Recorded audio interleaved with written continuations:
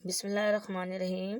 السلام علیکم میری پیاری پیاری یوٹیوب فیملی، امید ہے سب خیریت سے ہوں گے، خوش ہوں گے۔ اللہ تعالیٰ ہم سب کو اپنی حفظ و امان میں رکھے، آمین ثم آمین۔ آج میں آپ کو بھنڈی کو محفوظ کرنے کے طریقے بتاؤں گی۔ دو طریقے ہیں کہ کس طرح سے ہم بچی ہوئی بھنڈی کو محفوظ کریں کہ وہ بعد میں ہمارے کام ہے، اور پکائیں ایسے لگے جیسے ابھی بازار سے منگوائی ہے۔ آئیے کرتے ہیں سٹارٹ۔ بسم اللہ الرحمن الرحیم۔ دیکھیں میں نے بھنڈی پکائی تھی تو پھر یہ بچ گئی تھی، تو میں اب اس کو سیو کروں گی کہ کس طرح سے میں اس کو سیو کروں گی۔ آپ نے میری جو ہے پوری ویڈیو کو دیکھنا، تبھی آپ کو پتہ چلے گا کہ میں نے کون سے طریقے کیے تھے بھنڈی کو محفوظ کرنے کے۔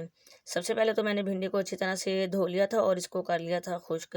جب بھی ہم بھنڈی کو محفوظ کریں تو سب سے پہلے اس کو دھو لیں اور اچھی طرح سے خشک کر لیں کہ اس کے اندر بالکل بھی پانی نہ ہو۔ میں اب آپ کو دھونے کا طریقہ بتاتی ہوں کہ کس طرح سے ہم بھنڈی کو دھوئیں گے۔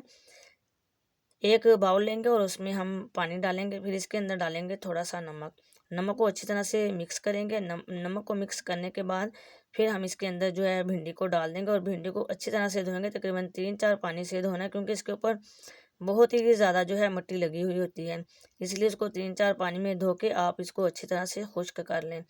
کیونکہ جب ہم بھنڈی کو محفوظ کرتے ہیں یا پکاتے ہیں تو اس کے اندر جو ہے پانی کا ایک بھی قطرہ نہیں ہونا چاہیے، کیونکہ جب ہم پکاتے ہیں تو اگر پانی اس کے اندر ہوگا تب بھی جو ہے بھنڈی اچھی نہیں پکتی، یا جب ہم محفوظ کریں گے اگر پانی ہوگا تو اچھی طرح سے جو ہے سیف بھی نہیں ہوگی۔ یہ دیکھیں یہاں پر میں نے جو ہے ایک کپڑے کو بچھا لیا اور اس کے اوپر جو ہے میں بھنڈی کو رکھوں گی کہ اس طرح سے جو ہے ہلکے ہلکے ہاتھوں سے دبائیں، یا پھر کوئی ٹیشو پیپر لے کر آپ اچھی طرح سے اس کو خشک کر لیں۔ پھر اس کے اندر ذرا سا بھی پانی نہیں ہوگا اور اچھی طرح سے ہو جائے گی خشک۔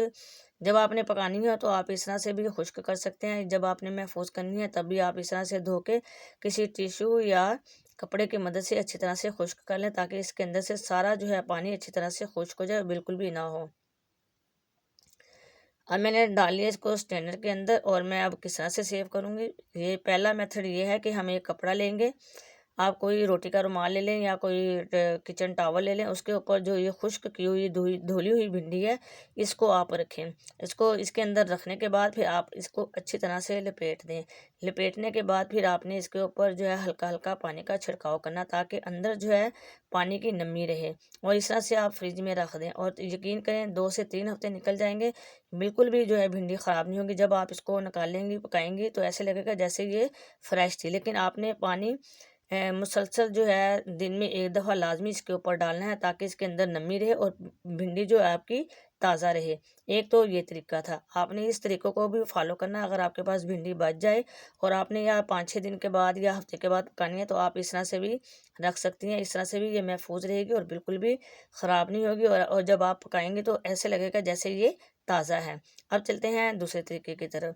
دوسرا طریقہ بھی بہت ہی آسان ہے، اور اس سے بھی جو ہے بھنڈی جو ہے جب ہم فریز کرتے ہیں، میں اس کو فریز کریں گی، جب ہم اس کو فریز کرتے ہیں پکاتے ہیں تو بالکل ایسے لگے گا جیسے ابھی بازار سے منگوائی ہے اور ہم نے فرائی کی ہے اور فرائی کرنے کے بعد پکائی ہے۔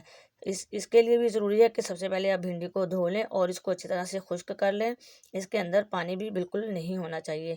پھر آپ اس کی کٹنگ کر لیں، جیسے آپ کو اچھی لگتی ہے کٹنگ آپ ویسے کر لیں، یا پھر آپ بڑے سائز کی کاٹ لیں یا پھر چھوٹی چھوٹی۔ میں جب بھی بھنڈی پکاتی ہوں میں چھوٹے ہی سائز کی کاٹتی ہوں، مجھے وہ والی بھنڈی جو ہے بہت ہی اچھی لگتی ہے۔ یہ دیکھیں ساری بھنڈی کو میں نے کاٹ لیا اور بالکل خشک ہے، پانی اس کے اندر نہیں ہے۔ اب جو ہے ہم اس کو فرائی کریں گے۔ فرائی کرنے کا طریقہ بھی بہت ہی ایزی ہے، اور اس کے اندر میں کیا چیز شامل کروں کہ اس کے اندر لیس بھی بالکل نہیں ہوگا۔ ظاہر ہے جب بھی ہم بھنڈی پکاتے ہیں تو اس کا لیس تو ختم کرتے ہیں، اور اب ہم نے اس کو جو ہے سیو کرنا ہے۔ سیو کرنے کے لیے بھی ضروری ہے کہ اس کے اندر جو ہے لیس بالکل بھی نہ ہو۔ چولہے پہ رکھا ہے میں نے پین، اس کے اندر جو ہے میں نے تقریباً آدھا کپ کے جو قریب تھا آئل میں نے اس کے اندر شامل کر دیا۔ آئل جب اچھا سا گرم ہوا تو پھر میں نے اس کے اندر بھنڈی کو ڈال دیا، اور اسی طرح سے جو ہے میں بھنڈی کو فرائی کر لوں گی۔ لیکن میں نے ابھی اس کے اندر ایک چیز اور ڈالنی ہے، ذرا تقریباً 2 منٹ تک اچھی طرح سے اس کو جب ہم اچھی طرح سے فرائی کر لیں گے تو پھر ڈالیں گے۔ اب میں اس کے اندر شامل کروں گی سویا سوس۔ ہاں جی، سویا سوس جو ہے بھنڈی کے اندر جو لیس ہوتا ہے اس کو ختم کرتا ہے۔ آپ نے 1 چمچ جتنی بھنڈی ہے اس کے مطابق آپ، اگر آپ کے پاس 1 کلو بھنڈی ہے تو آپ اس کے اندر جو ہے 1 چمچ سویا سوس کا ڈال دیں۔ اور دیکھیں اگر آپ کے پاس سویا سوس نہیں ہے تو آپ اس کے اندر تھوڑی سی چینی بھی ڈال سکتی ہیں۔ چینی سے جو ہے بالکل جو ہے لیس ختم ہو جائے گی۔ میری امی جو ہے اسی طرح ہی کرتی تھی، جب بھی ہم بھنڈی پکاتے تھے میری امی اس کے اندر تھوڑی سی چینی ڈال دیتی تھی، اس سے یہ ہوتا تھا کہ لیس بالکل بھی نہیں ہوتی بھنڈی کے اندر۔ اور جب آپ اس کو فریز کریں گی، نکالیں گی، پکائیں گی، یقین کریں اس کے اندر لیس جو ہے بالکل بھی نہیں ہوگی۔ یہ دیکھیں میں نے جو ہے ساری بھنڈی کو کر لیا ہے فرائی۔ ابھی میں نے آدھی کی، آدھی میں بعد میں کروں گی۔ یہ اچھی طرح سے میں نے فرائی کر لی تھی، اس کو جو ہے 1 چمچ سویا سوس کا ڈال کے، سویا سوس ڈالنے کے بعد میں نے اس کو اچھی طرح سے تقریباً 3 سے 4 منٹ تک اس کو میڈیم ٹو لو فلیم پہ میں نے اس کو فرائی کیا۔ یہ ہو گیا فرائی، اب میں اس کو نکال لوں گی۔ اسی طرح سے میں دوسری بھنڈی کو بھی فرائی کر لوں گی۔ آپ نے میرے یہ دونوں طریقے جو ہے آپ نے فالو کرنے ہیں۔ اور ایک طریقہ میں نے آپ کو بتایا تھا کہ گلے کپڑے کے اندر ہم نے بھنڈی کو رکھنا ہے اور تقریباً 2 سے 3 ہفتے نکل جائیں گے۔ اور دوسرا طریقہ یہ ہے کہ بھنڈی کو جو ہے تھوڑا سا سویا سوس ڈال کے اس کو اچھی طرح سے فرائی کر لیں۔ فرائی کرنے کے بعد بھنڈی کو اچھی طرح سے ٹھنڈی کر لیں۔ ٹھنڈی کرنے کے بعد آپ ایک باکس لے لیں اور اس کے اندر رکھیں بھنڈی کو۔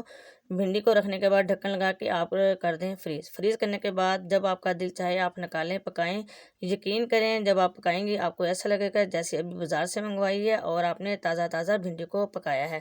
کوئی بھی نہیں سمجھے گا کہ آپ نے فریز کی ہوئی بھنڈی کو پکایا ہے۔ یہ دیکھیں پھر آپ ایک زیپو لوگ بیگ لیں، اس کے اندر بھی آپ بھنڈی کو رکھ کر فریز کر سکتی ہیں، نکال لیں اور پکائیں۔ مجھے امید ہے آج آپ کو میرے بھنڈی کو محفوظ کرنے کے دونوں طریقے اچھے لگے ہوں گے۔ اگر اچھے لگے تو پلیز لائک کر دیں، شیئر کر دیں مجھے بہت ہی پیارا سا کمنٹس۔ جہاں رہیں خوش رہیں، آباد رہیں، دعا میں مجھے بھی یاد رکھیے گا۔ پھر ملتے ہیں نئی ویڈیو کے ساتھ، جب تک کے لیے اللہ حافظ۔